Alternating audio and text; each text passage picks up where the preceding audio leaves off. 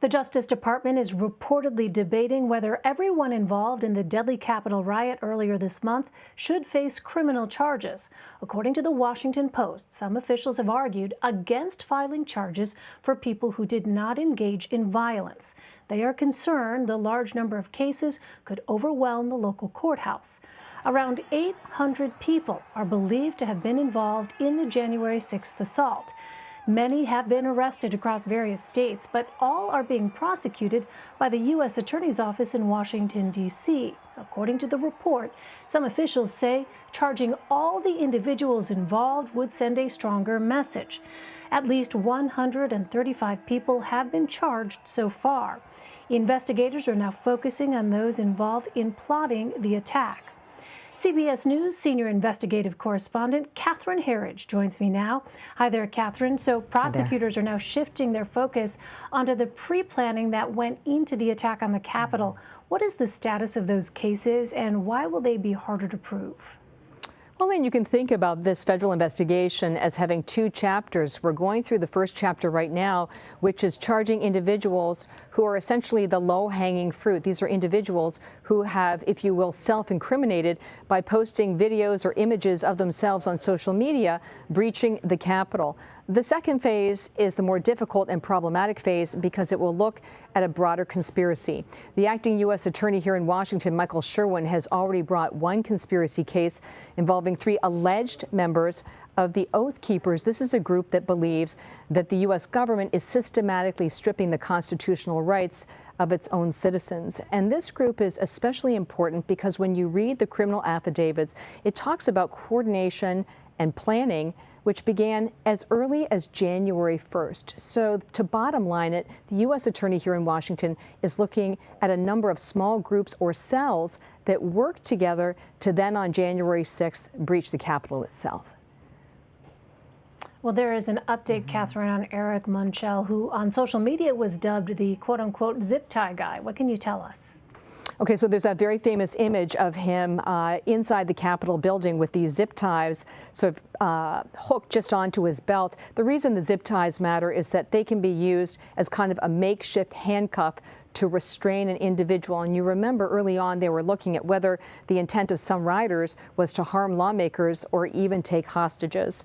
What happened over the weekend is there was an emergency order filed by the acting U.S. attorney Michael Sherwin here in Washington, and he effectively made the case that Munchell should be held without bond and that he should be transferred here to Washington, D.C., where he will be held on the basis, he said, that there was a number of pieces of evidence and indicators that he intended to come to Washington not only to commit acts of violence, but to also sow fear and obstruct the Electoral College.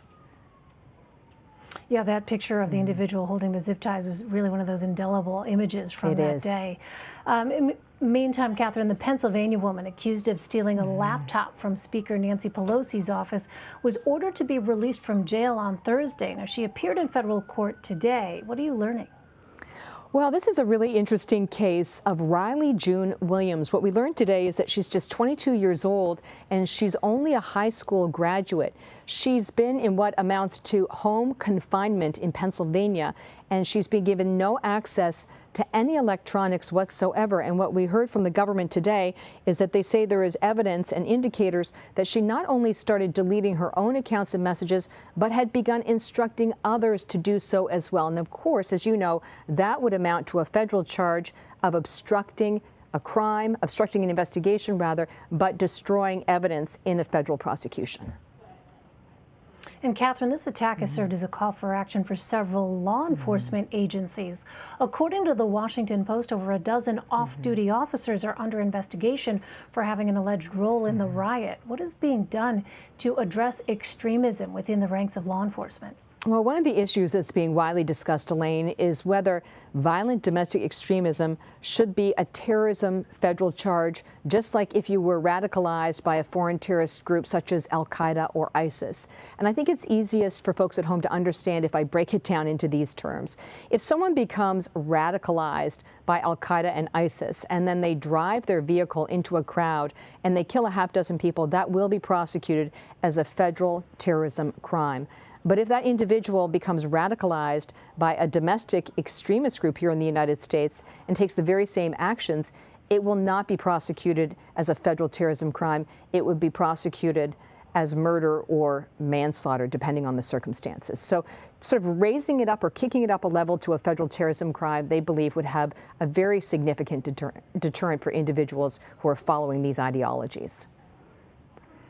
Continue to watch that. Before we let you go, Catherine, what can you tell us about the investigation into threats against members of Congress ahead of former President Trump's second impeachment trial? Well, just for context, Elaine, this is probably one of the highest cycles of what they call chatter that law enforcement has seen in recent memory. Online chatter is social media postings. Often the difficulty is understanding what is credible and actionable and what is in fact aspirational. And based on our reporting here at CBS News through two sources, they say the chatter is very high in terms of targeting lawmakers, and I think significantly outside of Washington, D.C., as we lead up to the period of this second impeachment trial. So we're certainly not out of the woods yet in terms of a high threat level, but our contacts report that it's just not specific enough, this chatter, for law enforcement to take any action against these individuals. All right, a lot to keep tabs on. Catherine Herridge for us in Washington. Catherine, as always, thank you so much. You're welcome.